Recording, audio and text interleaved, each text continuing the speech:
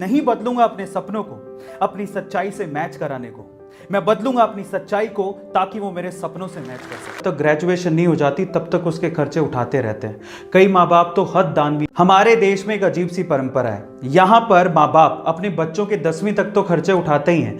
10वीं के बाद भी 11वीं 12वीं और जब तक ग्रेजुएशन नहीं हो जाती तब तक उसके खर्चे उठाते रहते हैं। कई माँ बाप तो हद दानवीर होते हैं, जब तक बच्चे की जॉब नहीं लग जाती तब तक वो उसके खर्चे उठाते हैं और इस चक्कर में बच्चे बिगड़ जाते हैं। यहाँ पर बाहर के जैसा नहीं होता। ज़्यादातर डेवलप्ड कंट्रीज और अच्छी कंट्रीज में बच्चे अपना पार्ट टाइम जॉब करके और मेहनत करके 10वीं के बाद से अपने खर्चे खुद उठाते हैं, लेकिन इंडिया में ऐसा कुछ नहीं है। यहाँ के बच्चे माँ बाप के पैसों पर तो अपना हक समझते हैं। वो ये कहते हैं कि हमें पैदा किसने किया, इन्होंने, तो हमारे खर्चे भी यही उठाएंगे, ये तो इनकी जिम्मेदारी है। हद तो तब हो जाती कि जिस चीज़ के लिए आपके खर्चे उठाए जा रहे हैं कम से कम वो काम तो करो, अपने सपनों को पूरा तो करो, अपने पाँव पर खड़े होने के लिए मेहनत तो करो। लेकिन नहीं, ये भी वो लोग नहीं करते। ज़्यादातर यूथ का कोई एम, कोई लक्ष्य नहीं है और ऐसे बच्चे फाइनली ठोकर खा के ही समझते हैं। ऐसे ही एक लड़के को उसके फादर ने इंजीनियरिंग कॉलेज में एडमिशन दिलवाया। खुद तो इतनी फीस अफोर्ड नहीं कर सकते थे, इसीलिए बेटे के सपनों और जिद को देखते हुए उन्होंने लोन लिया और उसे बाहर भेज दिया। कुछ दिनों तक तो ठीक था, लेकिन कुछ दिनों बाद बेटा ये भूल गया कि वो लड़कर और लोन लेके बाहर पढ़ने आया है। इसके बाद लड़के को हवा लग गई और पढ़ाई और लक्ष्य से उसका पूरी तरह से ध्यान हट गया। फालतू घूमने और लड़कियों के पीछे भागने में ज़्यादा ध्यान रहता था। बड़े शहर की हवा लगने की वजह से वो बिगड़ने लगा था। इसी वजह से एक बार उसकी बैग तक लगते लगते बची थी, फिर भी वो नहीं संभला।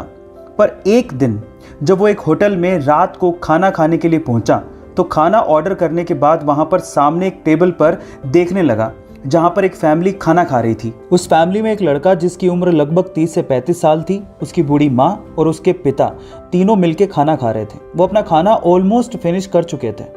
अब वेटर बिल लेके आया तो हिसाब से बिल बेटे को चुकाना चाहिए था। इतना बड़ा हो चुका है, इतना तो वो कर ही सकता है।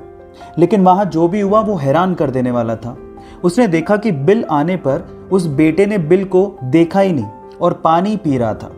पिताजी भी अपना खाना फिनिश कर रहे थे और उन्होंने भी बिल को इग्नोर कर दिया और तब उस लड़के की बूढ़ी माँ उठकर काउंटर पर गई और बिल दिया। अब जो लड़का उस फैमिली को देख रहा था उसे मानो इसमें अपना फ्यूचर नजर आने लगा। उसने ये सोचा कि अगर मैं भी ऐसा ही करता गया और पढ़ाई पे ध्यान नहीं दिया तो एक दिन मेरी भी हालत ऐसी हो जाएगी कि मैं अपने माँ बाप को एक अच्छे होटल में खाना तक नहीं खिला पाऊंगा। तब वो लड़का जागा और उसके बाद उसने अपनी सारी खराब आदतें छोड़ दी, अपनी पढ़ाई पर फोकस किया। इंजीनियरिंग के फाइनल ईयर में आते आते उसने ठान लिया था कि अब वो घर से एक भी पैसा नहीं मांगेगा।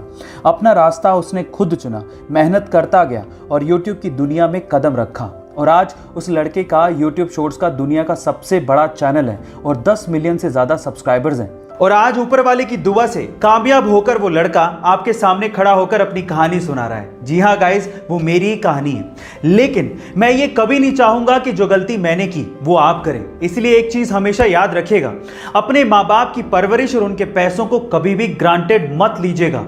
वो आपकी फीसें भर रहे हैं, आपके लिए पैसा इन्वेस्ट कर रहे हैं, तो उनका मकसद सिर्फ एक ही है कि आप अपने पैरों पर खड़े हो जाएं। इसलिए इस चीज को समझें और खूब मेहनत करें और कुछ करके दिखाएं। और हाँ, अगर ये काम आप खुद के पैसों से करना चाहते हैं, यानी कि पार्ट टाइम जॉब करके अपनी फीस खुद भर के अपनी पढ़ाई का खर्चा उठाना चाहते हैं, तो इससे अच्छा काम आपकी जिंदगी में कभी भी नहीं हो सकता।